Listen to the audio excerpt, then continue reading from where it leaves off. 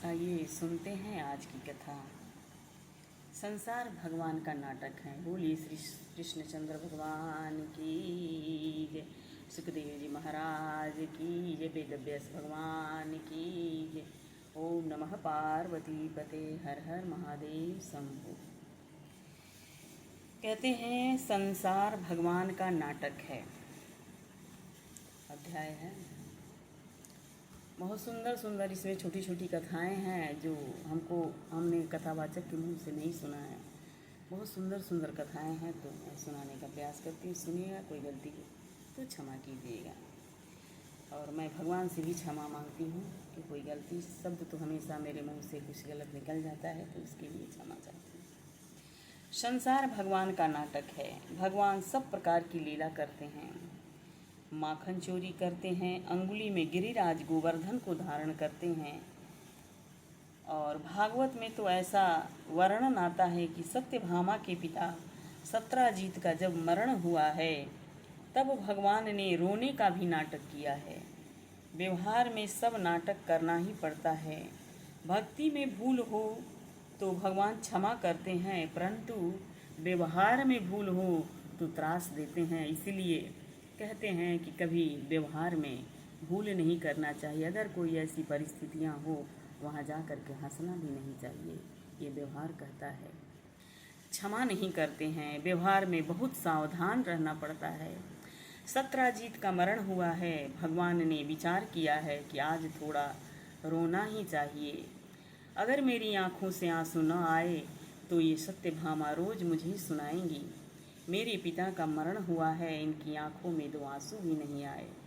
भगवान ने कहा कि मुझे सब कुछ आता है, तो मुझे रोना भी आता है। रोने लगे। मेरे ससुर जी थे, मेरे मस्तक पर छत्र था, मुझे कोई चिंता नहीं थी। हाय रे, मेरे ससुर जी गए। रोने लगे। भगवान नाटक करते हैं। संसार ही भगवान का नाटक है। सभी जीव नाटक करते हैं। इसीलिए कहा गया है जगन्नाटक वैभव गोपाल। जगन्नाथ यानी जगत ही नाटक नाट्यशाला है। गोपाल सहस्र नाम में भगवान का यह नाम आया है। जगन्नटैया वैभव। भगवान ने रोने का भी नाटक किया है। भगवान सब प्रकार की लीला करते हैं। भगवान ने एक लीला कभी नहीं की। 56 भोग का भोजन करने से, बहुत खाने से मुझे अजीर्ण नहीं हुआ है, बुखार आया है, ऐसा नाटक भगवान ने कभी नहीं किया है। रोज रोज 56 भोग का भोजन करने से उन्हें कभी अजीर्ण नहीं हुआ है।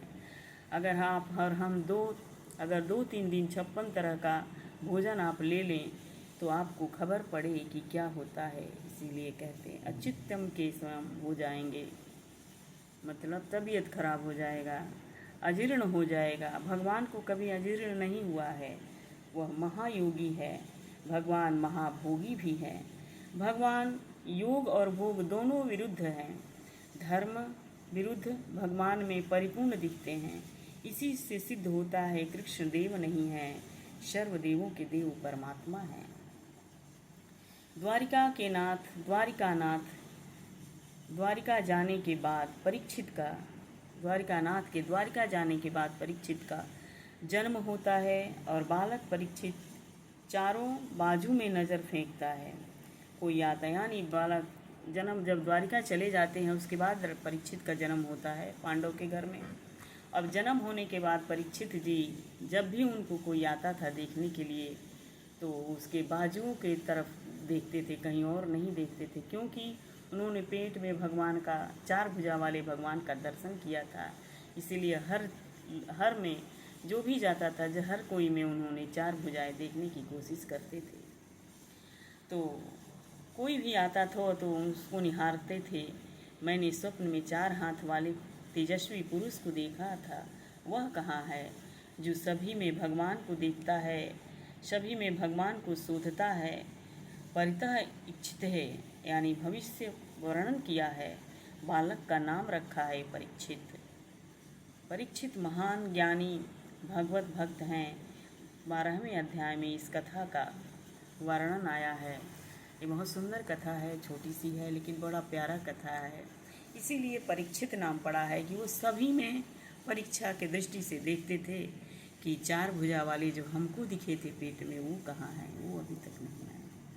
तो बोलिए कृष्णचंद्र भगवान की जय, वेदव्यास भगवान की जय। कोई गलती नहीं, कथा में त्रुटि हो तो क्षमा कीजिएगा, मुझे कहने तो आता नहीं है, वाणी भी वैसी ही है टूटी फूटी।